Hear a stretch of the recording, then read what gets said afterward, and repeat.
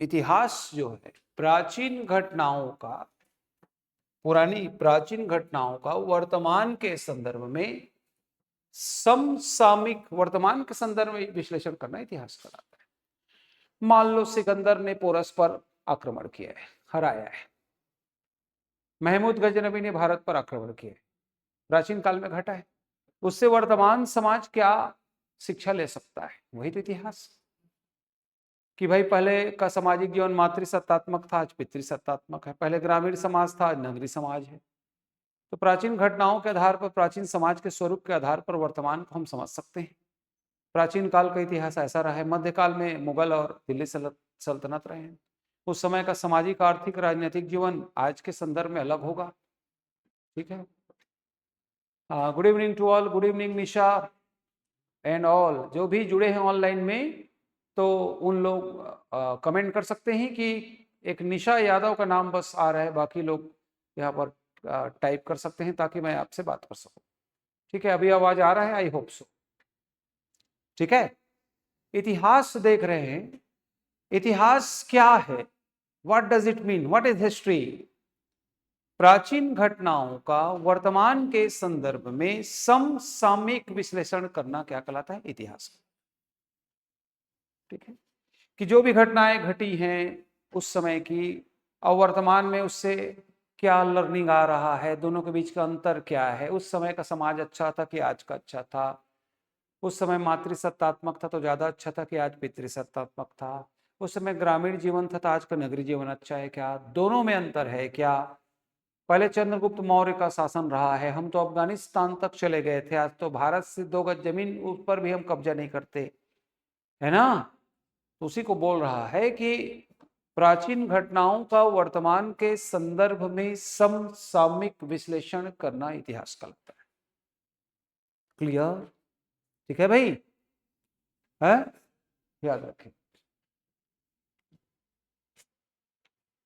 अब आगे बढ़ रहे हैं, इतिहास का अर्थ जान गए।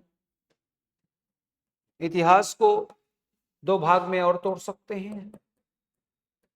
इतिहास शब्द 2 अक्षर से मिलकर बना है, इति प्लस हास। इति माने पुरानी, पुराना, और हास माने कहानी, पुरानी कहानी, पुरानी बातें, पुरानी बीती हुई बातों को भी इतिहास कहते हैं। इतिहास के पिता, फादर ऑफ हिस्ट्री कहलाते हैं हेरोडोट्स। हेरो बोलो, हेरोडोट्स को फादर ऑफ हिस्ट्री कहते हैं। हेरोडोट्स ने एक ग्रंथ लिखा हिस्टोरिका। क्या लिखा? हिस्टोरिका। हेरोडोट्स ने कौन सा लिटरेचर लिखा है? हिस्टोरिका। याद रखना। लिख क्यों नहीं रहे हम? ये क्या है? मैं तो गौर ही नहीं कर रहा हूं। अरे गजब है, लिखो, मैं वेट कर रहा हूं, लिखिए आप। हाँ, निशा यादव। हाँ आ रहे सर, वाइस सर जी। हिस्ट्री है या इंडियन हिस्ट्री पढ़ेंगे? हिस्ट्री मतलब इंडियन हिस्ट्री होता है। हिस्ट्री अगर बोल रहे हैं निशा तो इंडियन हिस्ट्री ही है, ख्याल रखना। ठीक है, अगर छत्तीसगढ़ का इतिहास रहता तो स्पष्ट बता देते कि छत्तीसगढ़ पढ़ेंगे करके। अभी मैं हिस्ट्री की बात कर रहा हूं। प्लस निशा यादव का बस कमेंट आ रहा है, लग रहा है एक ही जने जुड़ी है, बाकी पता नहीं। ठीक है, हेरोडोट्स। इतिहास का पिता हेरोडोट्स को कहा जाता है, जिसने हिस्टोरिका नामक ग्रंथ की रचना की है। और इस हिस्टोरिका में इसका विषय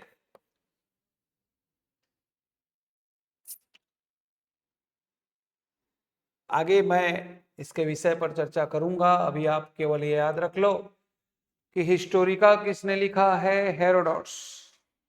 फादर ऑफ हिस्ट्री किसको बोलते हैं? हेरोडोट्स। इतिहास का पिता कहा जाता है हेरोडोट्स। हेरोडोट्स यूनानी इतिहासकार है, यूनान से थे।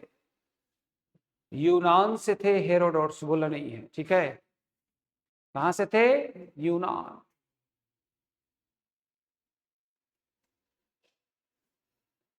आगे बढ़ेंगे, लिखते जाओ। लिख लिया क्या?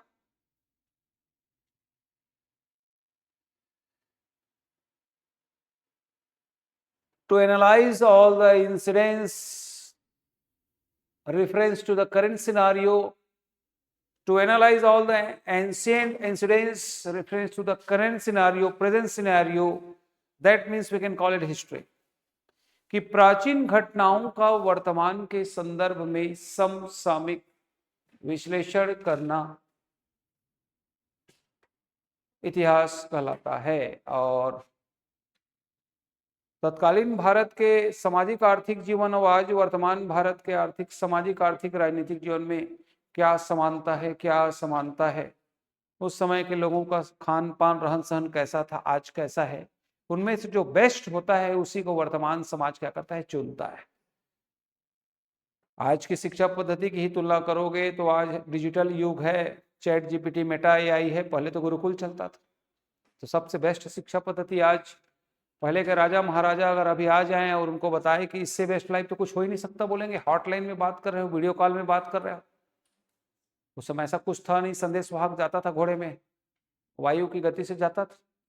अब आज एक बार में मैसेज अमेरिका पहुंच जा रहा है, इतना फास्टर, इतना चेंजेस। तो कुछ बातें वर्तमान की बहुत अच्छी हो सकती हैं, कुछ बातें इतिहास की वर्तमान को प्रभावित कर सकती हैं। अर्थात इतिहास की सभी घटनाएं एक दूसरे के संदर्भ में पूरे समाज का मार्ग प्रशस्त करती है, अगर वो घटना समाज के हित में हो तो।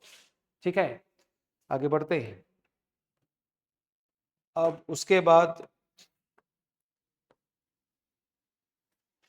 इतिहास, इतिहास का वर्गीकरण, क्लासिफिकेशन,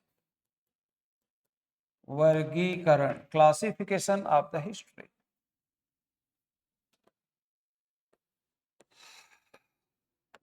इतिहास जानने के स्रोत के आधार पर,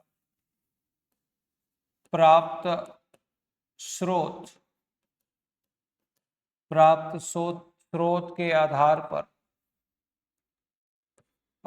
पर इतिहास को 3 भागों में बांटा गया है। प्राप्त स्रोत के आधार पर इतिहास को 3 भागों में बांटा गया है। पहला प्रागैतिहासिक काल, दूसरा आद्य ऐतिहासिक काल,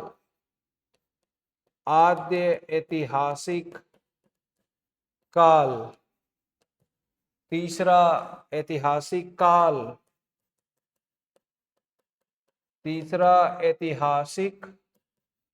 काल। प्रागैतिहासिक काल, आद्य ऐतिहासिक काल और ऐतिहासिक काल। सुने होगा आप लोगों ने तो प्राचीन भारत, मध्यकालीन भारत और आधुनिक भारत भी सुना होगा, परंतु ये स्रोत के आधार पर है। अभी उस भाग में वर्गीकरण मैं करूंगा आगे। प्रागैतिहासिक काल, प्री हिस्टोरिक पीरियड। दूसरा आद्य ऐतिहासिक काल, प्रोटो हिस्टोरिक पीरियड। तीसरा ऐतिहासिक काल, हिस्टोरिक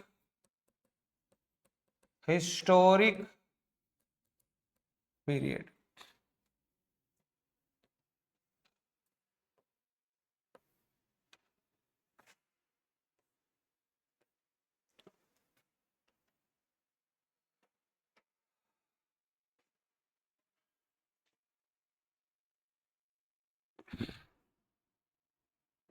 आरंभ से, इसका टाइम पीरियड है, आरंभ से, विद द बिगिनिंग, आरंभ से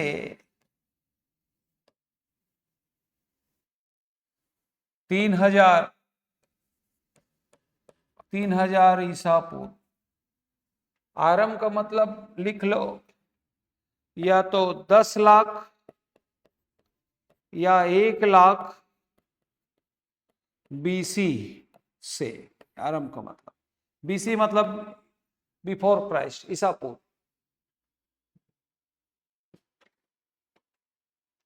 स्रोत मतलब साहित्यिक स्रोत, पुरातात्विक स्रोत, जो भी स्रोत साक्ष्य उपलब्ध है, अभी आगे देखेंगे हम इतिहास जानने के स्रोत।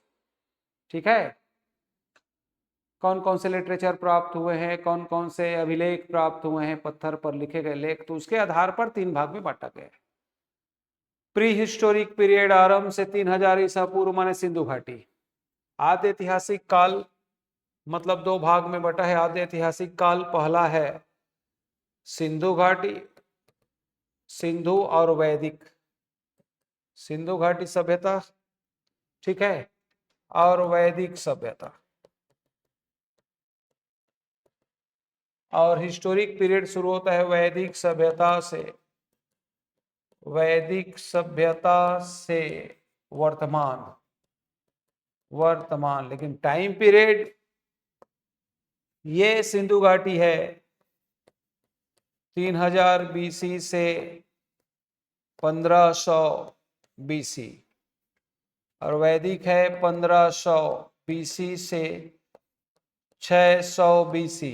ये है आपका मतलब, इसको अगर बेस बनाया जाए तो 3000 बीसी से 600 बीसी तक आद्य ऐतिहासिक काल है। ठीक, और हिस्टोरिक पीरियड 600 बीसी से वर्तमान तक, वर्तमान तक historic period. Pre historic period की विशेषता देख रहे हैं, देखो टाइम पीरियड लिख दिया, बहुत ध्यान से समझना।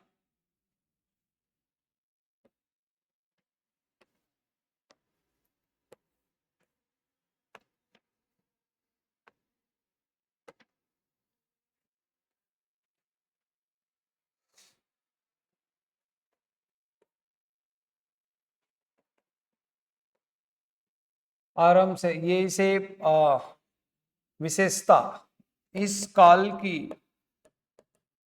विशेषता क्या है? पहली विशेषता है कोई भी लिखित साक्ष्य, कोई भी लिखित साक्ष्य उपलब्ध नहीं। इस काल में कोई भी लिखित साक्ष्य उपलब्ध नहीं और ना ही पढ़ा जा सका, ना ही पढ़ा जा सका। कोई भी लिखित साक्ष्य उपलब्ध नहीं है, न ही पढ़ा जा सका। समझ में आ रही कि नहीं? और इसमें लिखित साक्ष्य उपलब्ध, लिखित साक्ष्य उपलब्ध खासकर सिंधु घाटी के मामले में बोल रहे हैं ना, परंतु सिंधु घाटी में लिपि तो मिली है परंतु पढ़ा नहीं जा सका, पढ़ा नहीं जा सका। सिंधु घाटी की लिपि को पढ़ा नहीं जा सका। ये वैदिक सभ्यता वर्तमान यहां शुरू होता है। ठीक है,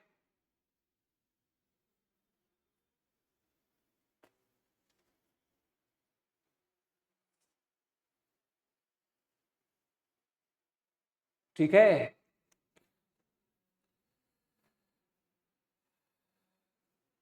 ये लिखित साक्ष्य उपलब्ध,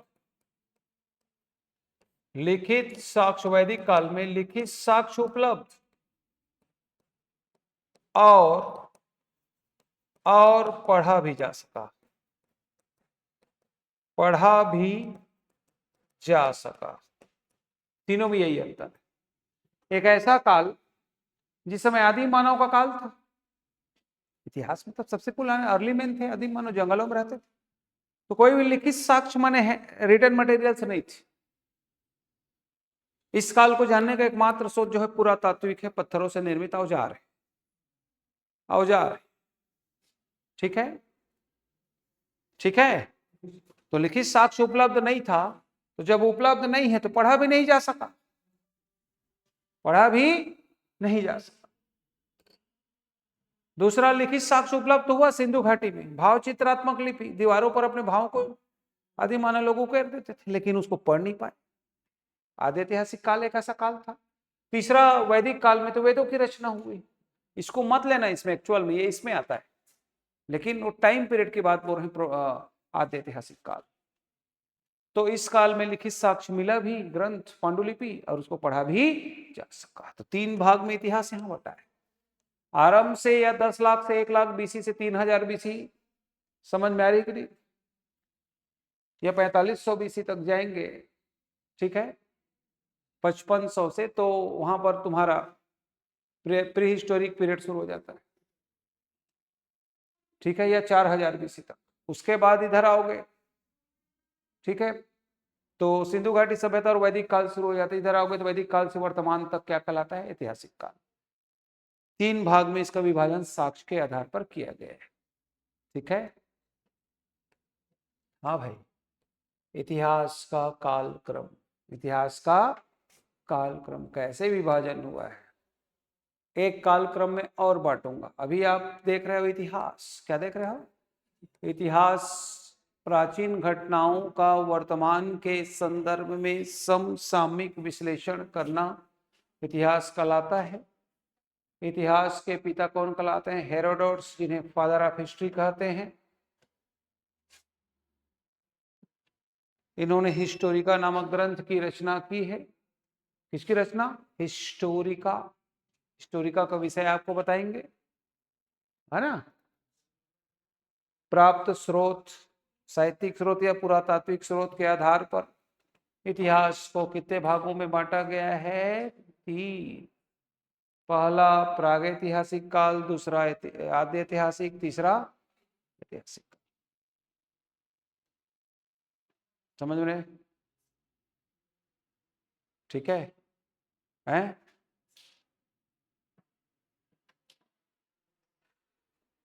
पहला प्रागैतिहासिक काल एक ऐसा काल जिस समय इस काल को जानने के लिए कोई भी लिखित साक्ष्य उपलब्ध नहीं हुआ और न ही इसे पढ़ा जा सका। केवल मिट्टी के बर्तन और पत्थर के औजार उपलब्ध थे। आरंभ से लेकर जाओगे 3000 बीसी तक पूरा जाएगा तो तुम्हारा, या 3500 बीसी तक भी लेगा तो पूरा प्रागैतिहासिक काल है। 3500 से पूरा 1500 तक के पहले जाओगे तो क्या है, आद्य ऐतिहासिक काल है, सिंधु घाटी और वैदिक के पहले। और 1500 से 1000 और 1000 से तुम इधर जाओगे 600 तक तो पूरा क्या है, ऐतिहासिक काल। समझ में आ रही है कि नहीं, 3 भाग में बटा। दूसरे काल में क्या हुआ, लिखित साक्ष्य उपलब्ध मिला आदि ऐतिहासिक में, लेकिन पढ़ा नहीं जा। सिंधु घाटी की लिपि भाव चित्रात्मक थी। ऐतिहासिक काल वैदिक काल से शुरू होता है एक्चुअल में। इस समय लिखित साक्ष्य पांडुलिपि, ऋग्वेद, यजुर्वेद, सामवेद मिले, लेकिन पढ़ा नहीं जा सकता। ये तीनों में अंतर तुमको समझना होगा। अभी तक हमने देखा कि इतिहास क्या है, इतिहास के पिता कौन है, उसने कौन सा ग्रंथ लिखा, दूसरा इतिहास का वर्गीकरण क्या है। प्रागैतिहासिक माने अति पुराना, प्राचीन समय, जिस समय कोई लिखित साक्ष्य उपलब्ध नहीं। क्लियर, हाँ ठीक है। एक वर्गीकरण मैं कल करूंगा, याद रख, ठीक है। अभी क्लासिफिकेशन अलग टाइप से किया हूं, कल एक और वर्गीकरण करूंगा। फिलहाल उसके लिए जगह छोड़ दीजिएगा 2 पेज, ठीक। लेकिन इतिहास को जानना कैसे जाए, इतिहास को जाना कैसे जाए, तो उसके लिए हम पढ़ेंगे इतिहास, इतिहास जानने के, इतिहास जानने के स्रोत। इतिहास जानने के स्रोत, जानने के स्रोत के आधार पर इतिहास को मुख्यतः 2 भागों में बांटा गया है। कितने भाग में, होती। जब हमको इतिहास को जानना है कि कल क्या घटा था, उस समय के शासक कैसे थे, पावरफुल थे, कमजोर थे, विदेशी थे, देसी थे, उनकी आर्थिक नीति, सामाजिक नीति, राजनीतिक नीति कैसी थी, समझ रहे हो ना। तो उस काल के स्रोत को जानना पड़ेगा, या तो लिटरेचर को पढ़ना पड़ेगा जो उपलब्ध है वैदिक काल से, या तो पुरातात्विक स्रोत माने मंदिर, मस्जिद, अभिलेख, मुहरे, सिक्के, मंदिर, पत्थर पर लिखे गए लेख, स्मारक, इसको देखना पड़ेगा कि ये उस काल के सिक्के हैं, उस काल के बिल्डिंग हैं, उस काल के मुद्राएं हैं, देखना पड़ेगा, तो उसको पुरातात्विक स्रोत में रखेंगे। तो इतिहास जानने के स्रोत को कितने भागों में बांटा गया है? दो। पहला साहित्यिक स्रोत। कौन सा स्रोत? साहित्यिक स्रोत पहला। दूसरा पुरातात्विक स्रोत। पहला साहित्यिक स्रोत, दूसरा पुरातात्विक स्रोत।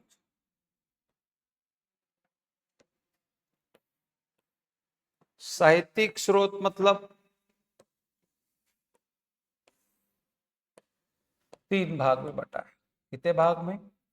3। पहला धार्मिक ग्रंथ साहित्य, दूसरा लौकिक साहित्य। पहला धार्मिक ग्रंथ साहित्य, दूसरा लौकिक साहित्य, तीसरा विदेशी यात्रियों के विवरण। पूरे साहित्य ही है। पुरातात्विक में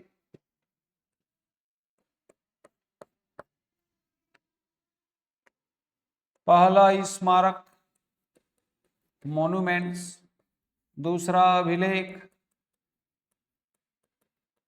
स्क्रिप्चर्स, तीसरा मुहरे, चौथा सिक्के, पांचवा मंदिर, छठवां ताम्रपत्र। ये कुछ माने जो धरती से प्राप्त होते हैं खोदने के दौरान, ये जुड़े होते हैं जमीन से, इसको पुरातात्विक स्रोत कहेंगे। अब इसमें 3 भाग में बटा है, धार्मिक ग्रंथ साहित्य, लौकिक साहित्य और विदेशी यात्रियों के विवरण। धार्मिक ग्रंथ साहित्य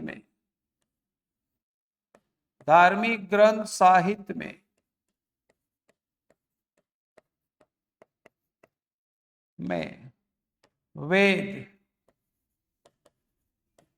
पुराण, उपनिषद, आरण्यक, वेद, पुराण, उपनिषद, आरण्यक, संहिता, स्मृति ग्रंथ,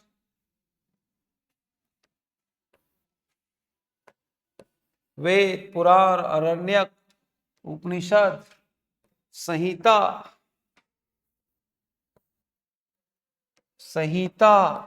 महाकाव्य, स्मृति ग्रंथ,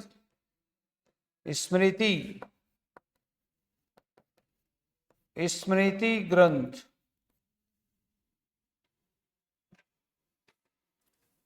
ये सब आएगा, पढ़ेंगे।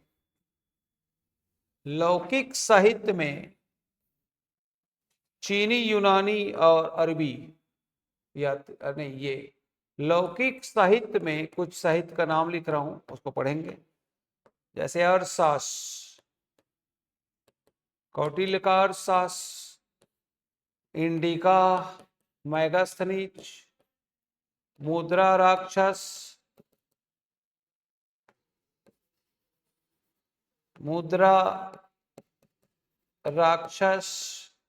मृक्षकटिकम,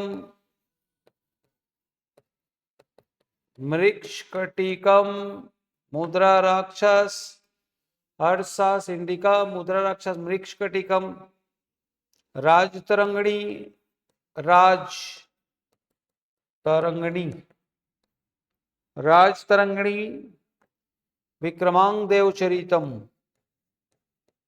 विक्रमांक देवचरितम, ये कुछ आपके लौकिक साहित्य, नाम तो सुना होगा, विदेशी यात्रियों के विवरण, इसमें चीनी, यूनानी, अरबी, चीनी, यूनानी, अरबी, ठीक है, इन यात्रियों के विवरण देखें। तो इस प्रकार देख लो आप,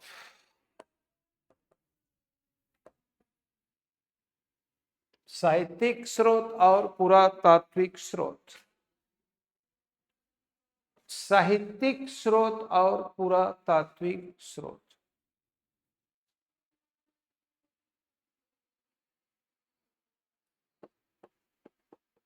ठीक है, याद रख।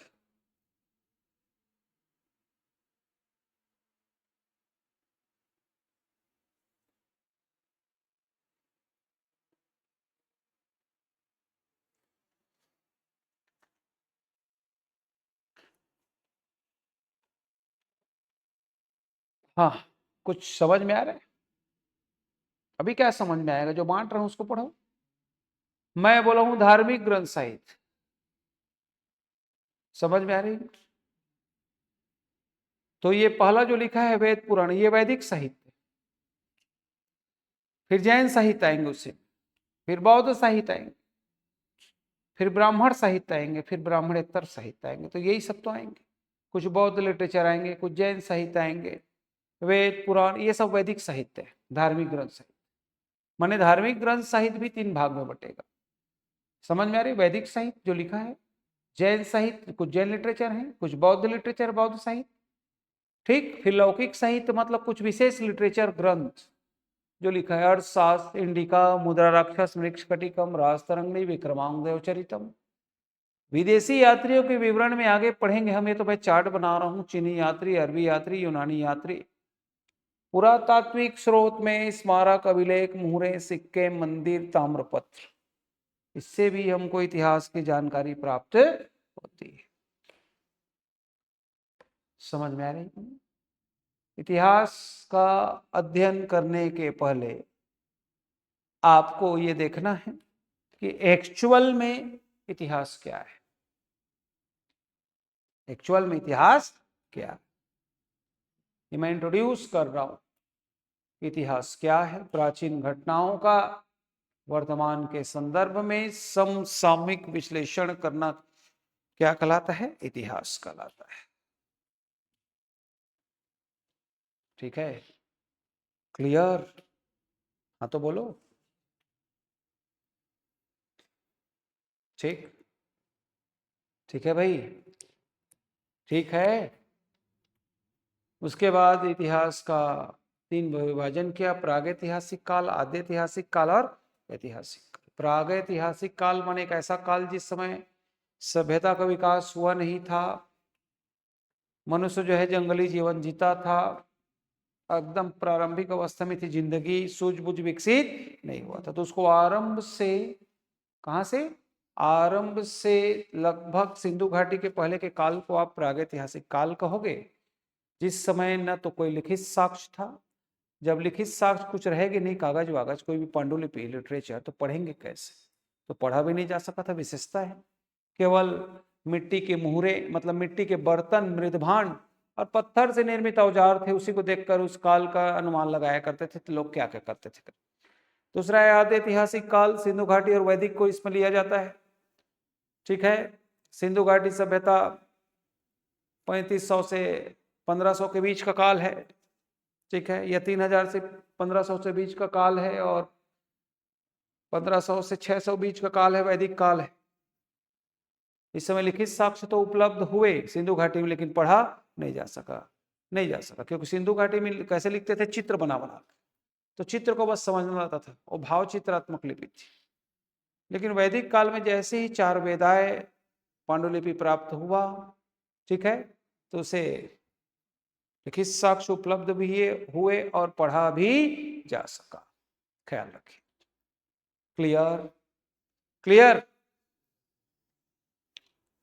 उसके बाद इतिहास जानने के स्रोत को हमने 3 भागों में बांटा, धार्मिक ग्रंथ साहित्य, लौकिक साहित्य और विदेशी यात्रियों के नहीं, इतिहास जानने के स्रोत को 2 भागों में बांटा, साहित्यिक स्रोत और पुरातात्विक स्रोत। साहित्यिक स्रोत मतलब 3 भाग में बटा, धार्मिक ग्रंथ साहित्य, लौकिक साहित्य और विदेशी यात्रियों के विवरण।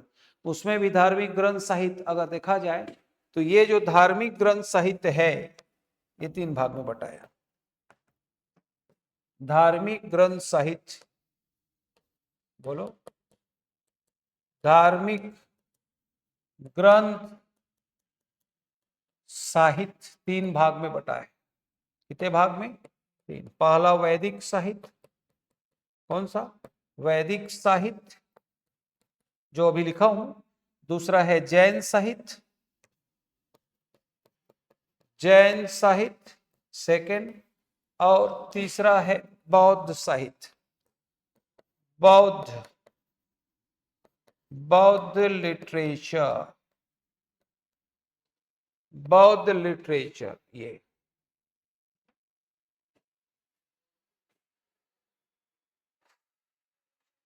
क्लियर? हाँ भाई, वैदिक साहित्य का सारा उदाहरण लिख चुका हूं, वेद, पुराण, अरण्यक, उपनिषद। जैन साहित्य आगे देखेंगे, बौद्ध साहित्य देखेंगे। इसमें और लिख सकते हो बौद्ध साहित्य के बाद 4थे नंबर में ब्राह्मण साहित्य। कौन सा? ब्राह्मण साहित्य। और 5वें नंबर में लिख सकते हो आप ब्राह्मणेतर साहित्य। ब्राह्मणेतर, ब्राह्मण के बाद वाला साहित्य। ये इतना को दिमाग में बैठाओ, अब कल आओ। ठीक है? क्या देखा हमने शुरू में? ये प्राचीन घटनाओं को वर्तमान के संदर्भ में समसामयिक विश्लेषण इतिहास कहलाता है। इतिहास के पिता हेरोडोटस कहलाते हैं, हिस्टोरिका लिखा है। इतिहास 2 शब्दों से मिलकर बने, इतिहास पुरानी कहानी, बीती हुई बातें। इतिहास का वर्गीकरण 3 भाग में किया गया, इसको मैं बताया। ठीक है? लिखित साक्ष्य उपलब्ध नहीं, पढ़ा भी नहीं जा सका। लिखित साक्ष्य उपलब्ध परंतु पढ़ा नहीं जा सका। लिखित साक्ष्य उपलब्ध और पढ़ा भी जा सका। उसके बाद इसमें हम इतिहास जानने के स्रोत को देखो 3 भाग में देखे, साहित्यिक स्रोत, पुरातात्विक स्रोत, धार्मिक ग्रंथ साहित्य, लौकिक साहित्य और विदेशी यात्रियों के विवरण पढ़ेंगे। 3 यात्री आगे। लौकिक साहित्य में इस प्रकार के कुछ उदाहरण और पढ़ेंगे। और धार्मिक ग्रंथ साहित्य 3 भाग में बटा है, धार्मिक ग्रंथ साहित्य, वैदिक साहित्य, जैन साहित्य और बौद्ध साहित्य। और इसमें ब्राह्मण साहित्य और ब्राह्मणेतर, इसी को कल से डील करेंगे। ठीक? तब तक पढ़िए, आपका पढ़ाई आज से डेमो शुरू। समझ में नहीं आएगा तो 10 बार पूछना। कोई भी सब्जेक्ट चल रहा है संबंधित शिक्षक को पूछ लेना है। अब अगला क्लास मेरे ख्याल से फिर एक है आपका। ठीक? Thank you.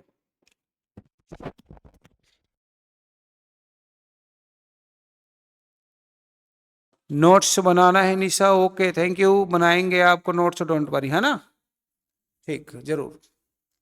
कल से आगे बढ़ेंगे यहाँ से।